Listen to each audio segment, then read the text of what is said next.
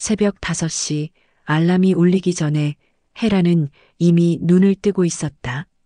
72세의 몸은 수십 년간 반복된 일상에 길들여져 있어서 시계보다 정확하게 하루를 시작했다.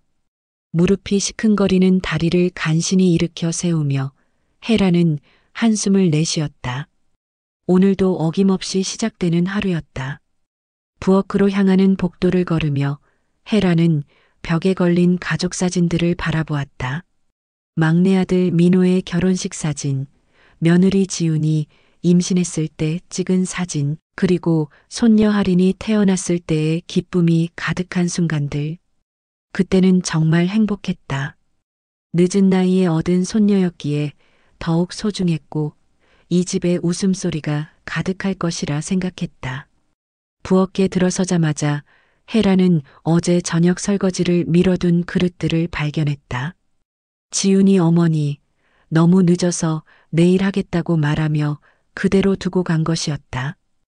헤라는 말없이 고무장갑을 끼고 찬물에 손을 담갔다. 겨울 새벽에 차가운 물이 관절염으로 굳어진 손가락을 파고들었지만 참았다. 항상 그래왔듯이 설거지를 마치고 헤라는 쌀을 씻기 시작했다. 민호는 밥이 질면 싫어하고 지우는 너무 되면 불평했다. 할인이는 김치찌개를 좋아하지만 너무 맵지 않아야 했다. 각자의 취향을 맞추려다 보니 매 끼니가 고개와 같았다. 예전에는 가족의 맛있게 먹는 모습이 보람이었지만 언제부턴가 그저 의무가 되어버렸다. 할머니, 물 좀 주세요. 할인이가 잠옷 차림으로 부엌에 들어왔다. 16살이 된 손녀는 예전처럼 할머니에게 달려와 안기지 않았다. 차가운 물을 컵에 따라주며 헤라는 아침 먹고 가렵나고 말했지만 할인은 학교에서 먹을 게요라며 돌아섰다. 아침상을 차리는 동안 헤라는 30년 전을 떠올렸다. 남편이 살아있을 때 이 집은 정말 따뜻했다. 비록 가난했지만 가족들은 서로를 아꼈고 함께 웃으며 밥을 먹었다. 남편이 세상을 떠난 후 헤라는 홀로 세 아들을 키웠다. 큰아들 민수와 둘째 민재는 일찍 독립했지만 막내 민호는 결혼 후에도 이 집에 남았다. 처음에는 효자라고 생각했다. 엄마, 오늘 회사에서 중요한 회의가 있어서 7시 정각에 저녁 차려주세요. 민호가 넥타이를 매며 부엌으로 들어왔다. 인사도 없이 던지는 말이었다. 그리고 제 양복은 따로 세탁해 주시고요. 지훈도 뒤따라 들어와 덧붙였다. 어머니 빨래와는 섞지 마세요. 할인이 옷도 마찬가지고요. 헤라는 고개를 끄덕였다. 언제부턴가 이런 일방적인 지시가 일상이 되었다. 고맙다는 말은 사라진 지 오래였고 대신 해주세요, 맞춰주세요라는 요구만 늘어갔다. 헤라는 더 이상 가족이 아니라 고용된 가정부 같은 기분이었다. 할인이 학교에 가고 민호와 지훈이 출근한 후 헤라는 홀로 남은 집에서 빨래를 돌렸다. 세탁기가 돌아가는 소리를 들으며 그녀는 거실 소파에 주저앉았다. 텅 빈 집은 고요했지만 그 고요함이 외롭게 느껴졌다. 언제부터 이렇게 된 걸까? 언제부터 자신의 존재가 이렇게 투명해진 걸까? 점심을 혼자 먹으며 헤라는 큰 며느리 은정을 떠올렸다. 민수의 아내인 은정은 유일하게 헤란을 따뜻하게 대해주는 사람이었다. 명절 때마다 어머니 고생 많으셨어요라며 진심으로 고마워했고 가끔 안부 전화를 걸어주기도 했다. 은정이 울진으로 이사가면서 어머니도 언제든 놀러 오세요. 바닷가가 정말 좋아요라고 했던 말이 문득 그리워졌다. 오후에는 할인이의 학원비를 입금하고 민호가 요청한 약을 사러 약국에 다녀왔다. 저녁 준비를 위해 마트에서 장을 보며 헤라는 카트를 밀고 다니는 다른 할머니들을 보았다. 그들은 대부분 혼자였지만 표정이 밝아 보였다. 자신처럼 무거운 책임감에 짓눌린 모습은 아니었다. 정확히 7시 헤라는 저녁상을 차렸다. 민호가 좋아하는 갈비찜, 지훈이 요청한 시금치나물, 할인이를 위한 계란말이까지. 그러나 가족들은 각자 휴대폰을 보며 말없이 먹었다. 맛있다는 말은커녕 눈을 마주치지도 않았다. 할머니, 내일 아침에 토스트 해주세요. 밥은 싫어요. 할인이가 일어서며 말했다. 그리고 우유도 데워서 주시고요. 헤라는 알겠다고 답했지만 마음속으로는 쓴웃음이 나왔다. 언제부터 손녀마저 자신을 당연시하게 된 걸까? 밤 10시 설거지를 마치고 헤라는 자신의 작은 방으로 돌아왔다. 거울 속 자신의 모습이 낯설었다. 주름이 깊어진 얼굴, 굽은 어깨, 그리고 무엇보다 생기를 잃은 눈빛. 언제부터 이렇게 늙어버린 걸까? 언제부터 자신의 꿈과 욕망을 포기하고 살게 된 걸까? 그날 밤 헤라는 잠들지 못했다. 창밖을 바라보며 자신의 인생을 되돌아보았다. 남편과 함께 꿈꿨던 여행, 하고 싶었던 일들, 만나고 싶었던 사람들, 모든 것을 가족을 위해 포기했다. 그런데 정작 가족들은 자신의 희생을 알아주기는커녕 당연하게 여기고 있었다. 새벽이 되어서야 헤라는 깨달았다. 이대로는 안 된다는 것을, 남은 인생을 이런 식으로 보낼 수는 없다는 것을, 진정으로 자신을 위한 삶을 살아야 한다는 것을. 72년간 남을 위해 살아온 시간, 이제는 자신을 위한 시간이 필요했다. 그날 이후 며칠간 헤라는 평소와 다름없이 집안일을 했지만 마음속 깊은 곳에서는 변화의 씨앗이 싹트고 있었다. 그러던 어느 날 아침 무거운 빨래 바구니를 들어 올리려던 순간 갑작스러운 통증이 허리를 관통했다. 아! 소리와 함께 헤라는 바구니를 놓치고 벽에 기댔다. 숨이 막힐 정도로 아팠지만 그보다 더 당황스러운 것은 다리에 힘이 빠져 제대로 서 있기 힘들다는 사실이었다. 괜찮으시죠? 마침 출근 준비를 하던 지훈이 소리를 듣고 왔다. 하지만 그녀의 눈빛에는 걱정보다는 불편함이 더 많이 담겨 있었다. 어머니, 혹시 오늘 빨래 못 하시는 건 아니죠? 민호 오빠 셔츠가 급한데. 헤라는 고개를 끄덕였지만 허리의 통증은 점점 심해졌다. 그 후 일주일 동안 헤라는 진통제에 의존하며 버텨보려 했다. 아침에 일어날 때마다 허리가 굳어 있었고 오래 서 있거나 무거운 것을 들 때면 전기가 통하는 듯한 날카로운 통증이 엄습했다. 그럼에도 불구하고 그녀는 가족들에게 말하지 않았다. 괜히 걱정을 끼치고 싶지 않았고 더 중요하게는 집안일을 못한다는 소리를 듣고 싶지 않았다. 하지만 몸은 정직했다. 만성적인 피로감이 몰려왔고 식욕도 떨어졌다. 밤에는 통증 때문에 잠을 이루기 힘들었고 낮에는 어지럼증으로 휘청거렸다. 거울을 보면 얼굴이 창백해져 있었고 눈 밑에는 짙은 다크서클이 자리 잡았다. 할머니, 왜 이렇게 느려졌어요? 할인이가 아침을 기다리며 짜증 섞인 목소리로 말했다. 학교 늦겠다고요. 헤라는 미안하다며 서둘러 토스트를 구웠지만 손이 떨려서 버터를 제대로 바르지 못했다. 결국 참지 못하고 부엌 싱크대에 손을 짚고 숨을 몰아쉬었다. 엄마, 괜찮아요? 민호가 뒤늦게 부엌으로 들어왔다. 그러나 그의 첫 번째 관심사는 헤란의 건강이 아니었다. 혹시 저녁 준비는 할 수 있죠? 오늘 중요한 손님이 와서. 헤라는 또다시 고개를 끄덕였다. 아들의 걱정보다 요구가 먼저라는 현실이 가슴을 아프게 했다. 결국 헤라는 혼자 병원을 찾았다. 오래된 운동화를 신고 버스를 타고 가는 길, 창밖 풍경이 흐릿하게 보였다. 병원 접수 창구에서 보호자가 계시나요? 라는 질문을 받았을 때 헤라는 혼자 왔습니다라고 작은 목소리로 대답했다. 72년을 살면서 이렇게 외로움을 느껴본 적이 있었던가. 진료실에서 의사의 말은 충격적이었다. 허리 디스크가 많이 진행되었네요. 더 이상 참으시면 안 됩니다. 수술이 필요한 상태입니다. MRI 사진을 가리키며 의사는 계속 설명했다. 신경이 많이 눌려 있어서 하반신 마비가 올 수도 있어요. 빨리 수술을 받으셔야 합니다. 수술? 그 단어가 혜란의 머릿속에서 메아리 쳤다.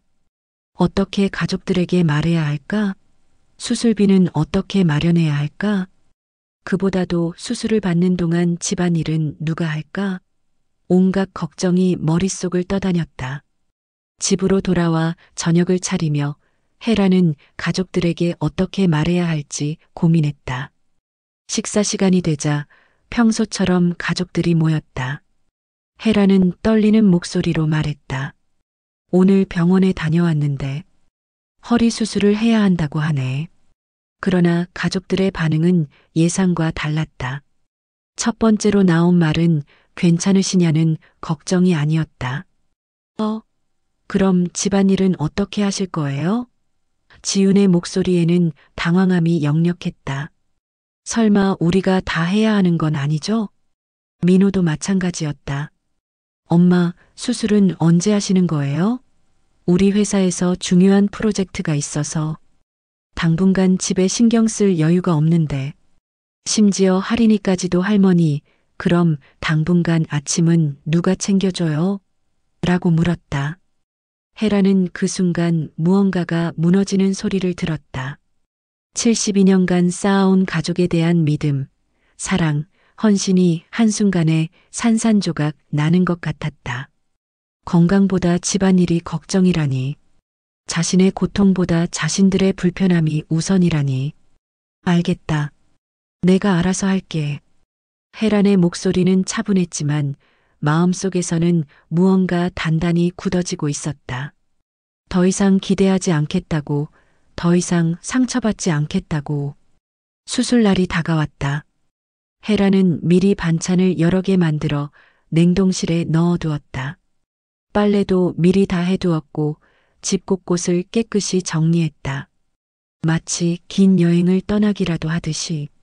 수술 당일 아침 혜란은 혼자 택시를 타고 병원으로 향했다. 가족들은 모두 각자의 일상으로 바빴다. 민호는 회사에 가야 했고 지우는 중요한 모임이 있다고 했으며 할인이는 시험이 있다고 했다. 나중에 병문안 갈게요라는 말만 남긴 채 병원 침대에 누워 수술복으로 갈아입으며 혜란은 72년 인생을 되돌아보았다. 언제부터 이렇게 외로워졌을까? 언제부터 가족들이 자신을 이렇게 당연하게 여기게 되었을까? 수술실로 들어가는 순간 그녀는 생에서 가장 두려운 순간을 혼자 맞고 있었다. 마취에서 깨어났을 때 희미한 의식 속에서 혜란은 옆 침대를 바라보았다.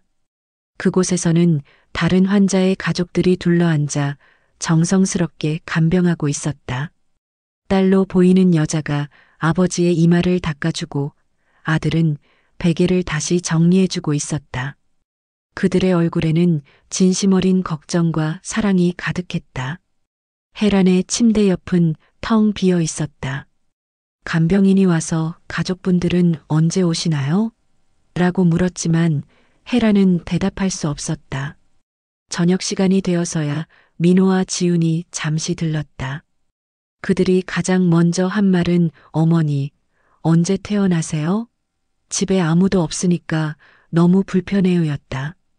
그날 밤 진통제의 효과가 떨어져 아픈 허리를 부여잡으며 혜란은 결심했다. 더 이상 이들의 편의를 위해 살지 않겠다고. 더 이상 자신을 희생하지 않겠다고. 진정으로 자신을 위한 삶을 찾겠다고. 창밖으로 보이는 별빛이 그녀의 새로운 각오를 비추는 것 같았다. 수술 후 회복 기간 동안 혜란은 많은 시간을 혼자 보냈다. 가족들은 처음 며칠만 간병인을 고용했을 뿐 곧바로 각자의 일상으로 돌아갔다. 어머니 혼자서도 충분히 관리하실 수 있을 거예요 라는 지훈의 말은 사실상 간병 포기 선언이었다. 헤라는 진통제를 먹어가며 조금씩 몸을 추스르는 동안 마음속으로는 더 큰 결심을 키워가고 있었다. 퇴원 후 첫 주 헤라는 여전히 무리할 수 없는 몸 상태였다. 그러나 가족들의 요구는 멈추지 않았다. 어머니, 진짜 아무것도 못하시는 거예요? 민호가 미지근한 밥을 먹으며 투덜거렸다. 회사에서 집 걱정 때문에 일에 집중이 안 돼요. 지우는 더 직설적이었다. 그래도 간단한 건 하실 수 있지 않나요? 빨래라도요. 우리가 언제까지 이렇게 불편하게 살 수는 없잖아요. 할인이조차 달라지지 않았다. 할머니, 친구들이 우리 집이 왜 이렇게 지저분하냐고 놀려요. 부끄러워 죽겠어요. 16살 손녀의 말이 헤란의 가슴을 후벼 팠다. 자신이 아파서 집안일을 제대로 못하는 것이 부끄러운 일이란 말인가? 그날 밤 헤란은 더 이상 참을 수 없었다. 떨리는 손으로 휴대폰을 들어 큰며느리 은정에게 전화를 걸었다. 오랜만에 듣는 은정의 따뜻한 목소리에 헤라는 울컥했다. 어머니, 어떻게 지내세요? 수술 잘 받으셨다고 들었는데. 은정의 진심 어린 걱정에 헤라는 그동안 참았던 눈물이 터져나왔다. 은정아, 나 정말 힘들다. 헤라는 처음으로 자신의 마음을 털어놓았다.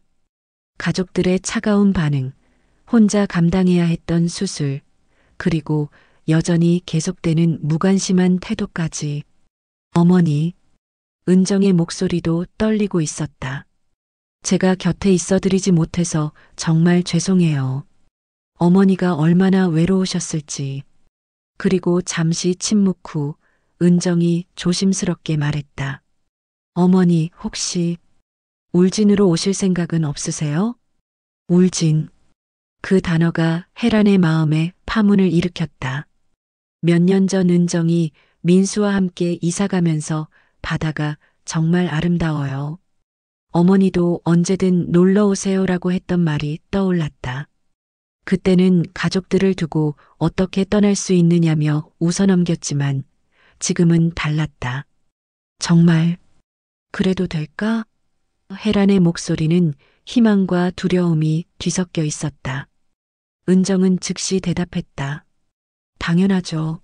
어머니, 여기는 정말 좋아요. 공기도 맑고 바다도 가깝고 무엇보다 어머니만의 시간을 가질 수 있어요. 집도 제가 알아봐 드릴게요. 작지만 깨끗한 곳들이 많아요. 전화를 끊은 후 헤라는 오랜만에 설렘을 느꼈다. 72년 인생에서 자신만을 위한 선택을 한다는 것, 그 자유로움이 무서우면서도 짜릿했다. 하지만 동시에 불안감도 밀려왔다. 정말 이런 결정을 해도 되는 걸까? 가족들을 두고 떠나는 것이 옳은 일일까? 다음 날부터 헤라는 은밀히 이사 계획을 세우기 시작했다. 은정이 보내준 울진의 사진들을 보며 마음이 설렜다. 푸른 바다가 한눈에 내려다 보이는 작은 집, 깔끔한 부엌, 그리고 무엇보다 혼자만의 공간. 오랫동안 잊고 있었던 자유에 대한 갈망이 되살아났다. 하지만 가족들에게는 아직 말할 수 없었다. 그들이 어떤 반응을 보일지 뻔했기 때문이다. 아마도 집안일을 누가 할 거냐며 난색을 표할 것이고 헤란의 결정을 이기적이라고 비난할 것이었다. 그래서 헤란은 기다렸다. 적절한 시기를 위해. 그 시기는 생각보다 빨리 왔다. 민호가 이번 여름휴가 때 제주도에 가족여행 가려고 하는데 어머니는 집에서 쉬세요라고 말했을 때였다. 어머니 몸도 아직 회복 중이시고 집만 될 것 같아서요. 지훈도 동조했다. 맞아요. 어머니가 오시면 저희도 신경 쓰이고 어머니도 불편하실 거예요. 헤라는 그 순간 깨달았다. 자신은 이미 가족에서 배제되어 있다는 것을. 건강할 때는 집안일을 위해 필요한 존재였지만 아프고 나서는 짐이 되어버렸다는 것을. 더 이상 머뭇거릴 이유가 없었다. 그래, 나도 내 계획이 있어.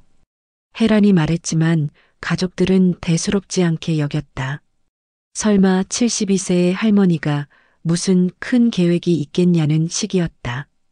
제주도 여행을 떠나는 날, 헤라는 평소와 다름없이 가족들을 배웅했다. 조심히 다녀와라. 재미있게 놀고 와. 하지만 속으로는 이별 인사를 하고 있었다. 이번이 이 집에서의 마지막 배웅이 될 거라는 것을. 가족들이 떠나고 나서 헤라는 본격적으로 움직이기 시작했다. 먼저 은정에게 전화를 걸어 정말로 울진에 가고 싶다고 말했다. 은정은 기뻐하며 이미 좋은 집 하나 알아봤어요.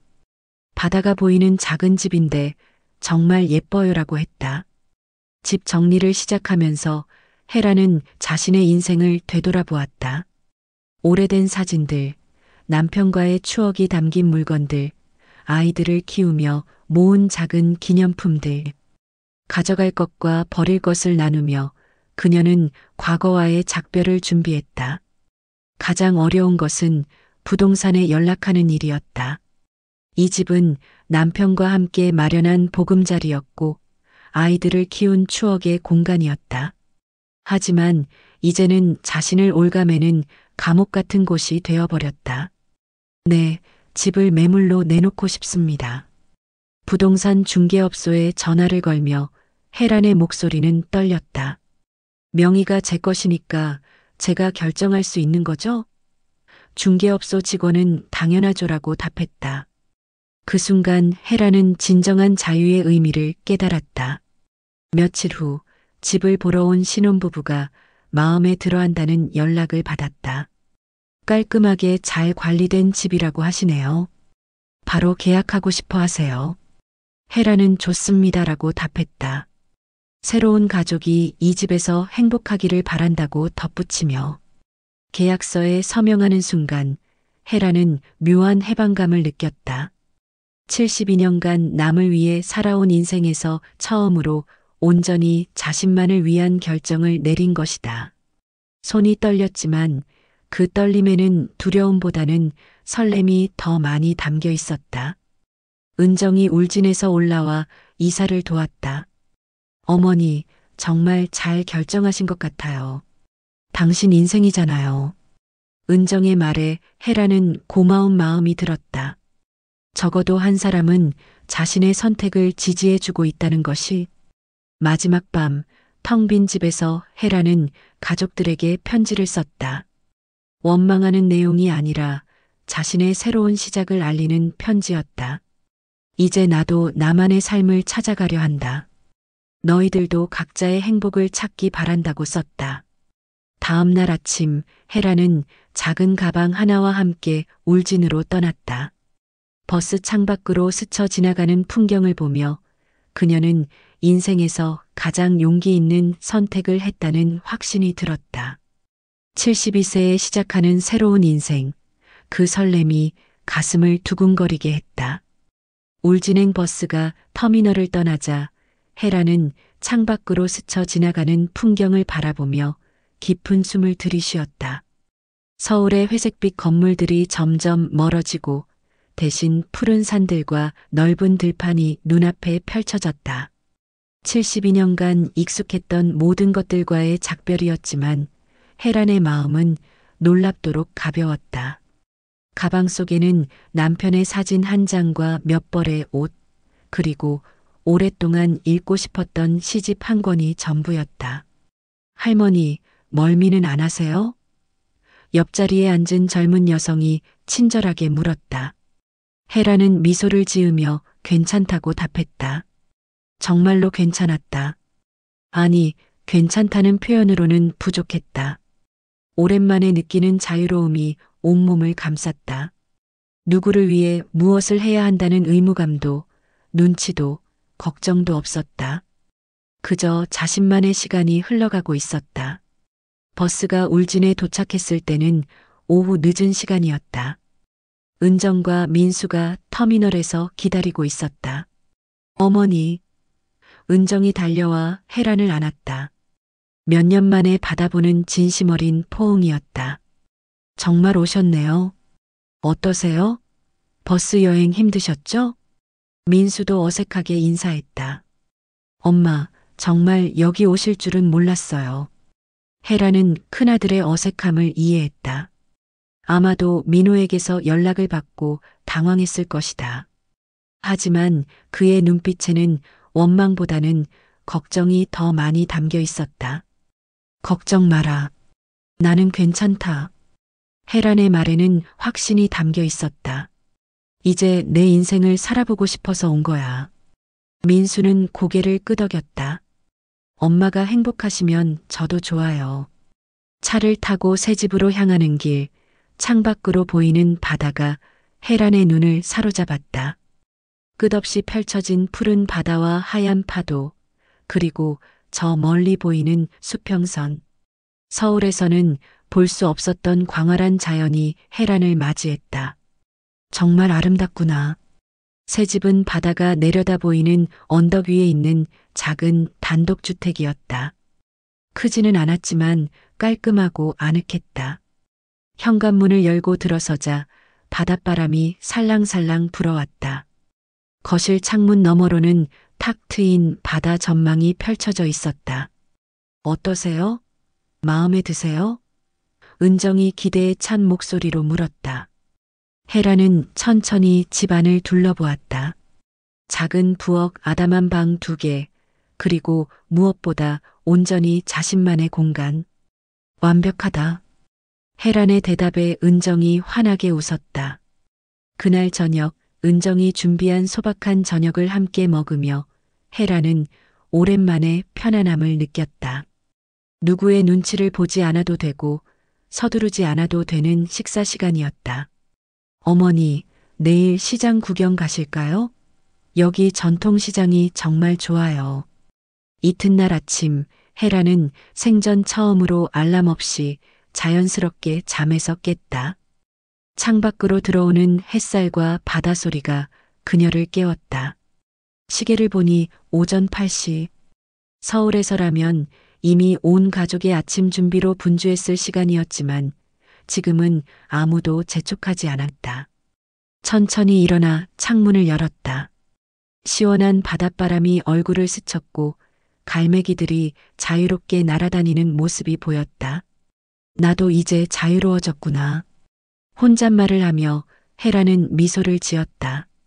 부엌에서 혼자만의 아침을 준비하는 것도 새로운 경험이었다.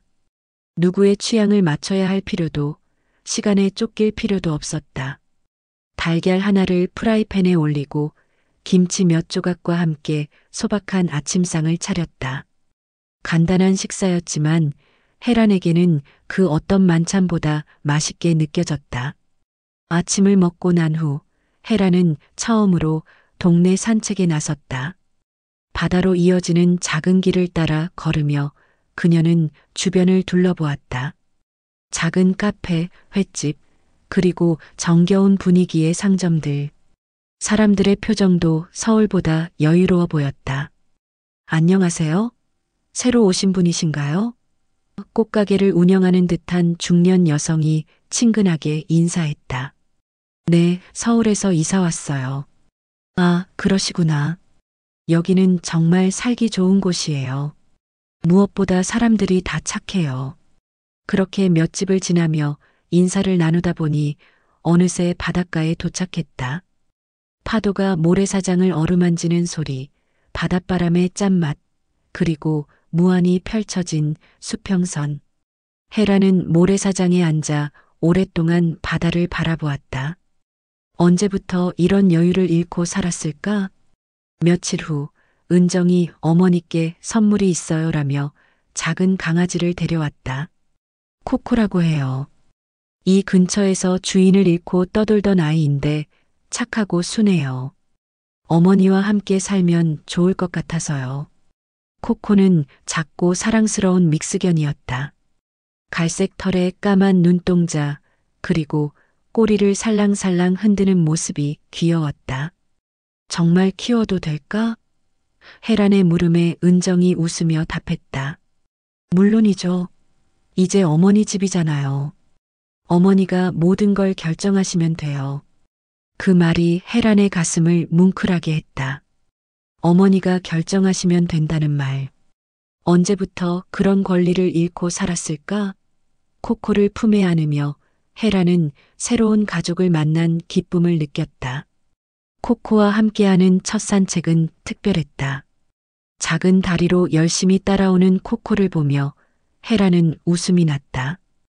바닷가에서 코코가 파도를 보고 짖는 모습, 갈매기를 쫓아다니는 모습을 보며 헤란도 덩달아 즐거워졌다. 코코야, 우리 이제 함께 살자.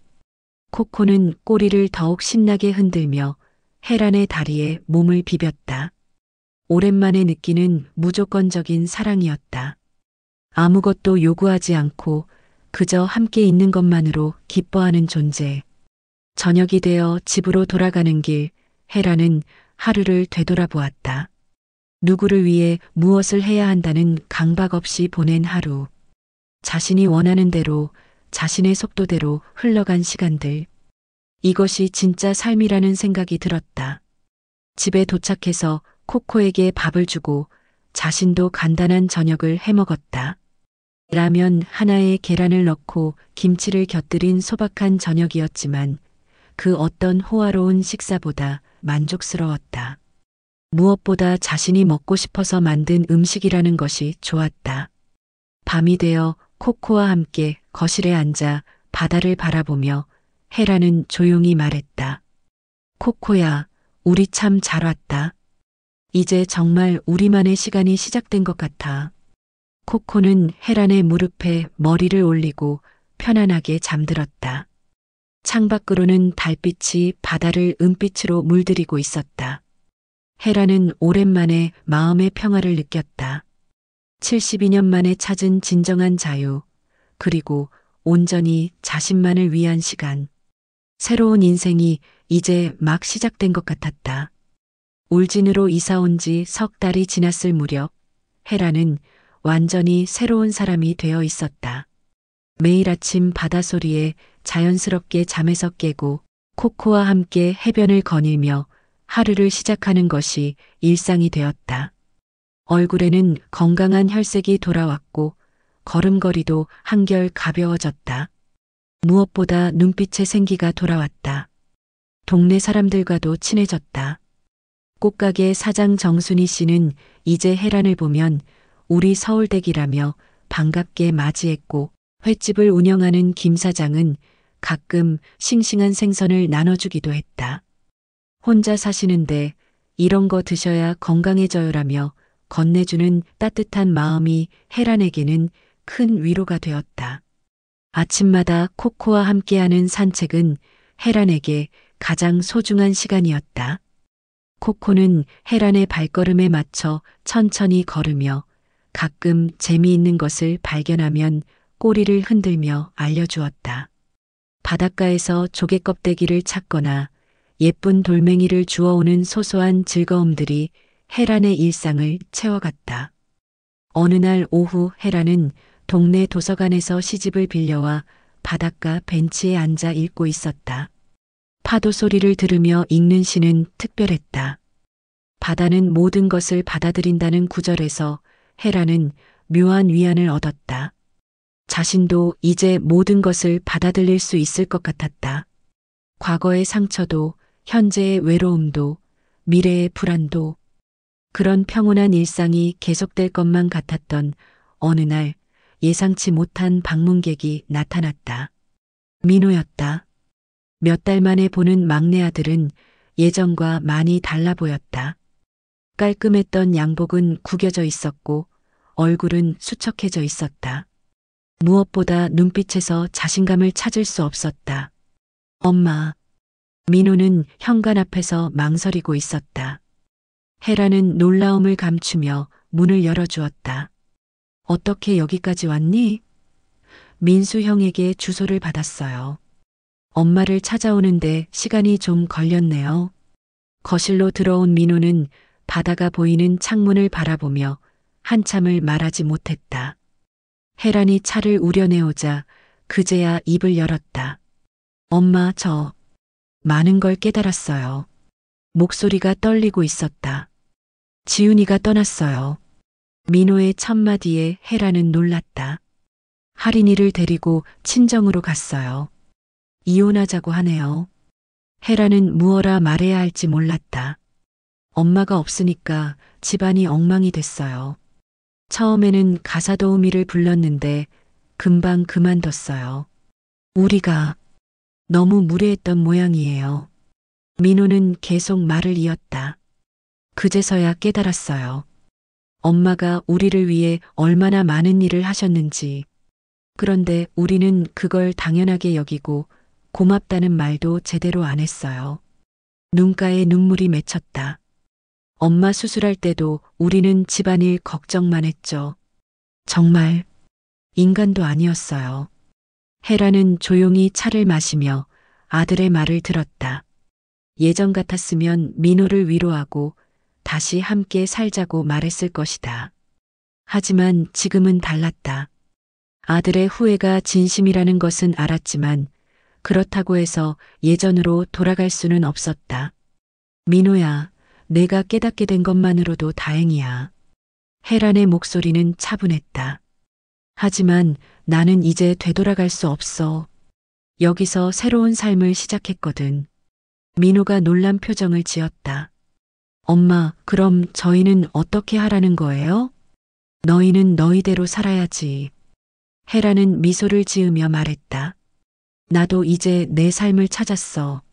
72년 만에 처음으로 나 자신을 위한 시간을 갖고 있는 거야. 창밖을 바라보며 그녀는 계속 말했다. 여기서는 아무도 나에게 뭘 요구하지 않아. 코코만 있으면 돼. 민호는 한참 동안 말없이 앉아 있었다.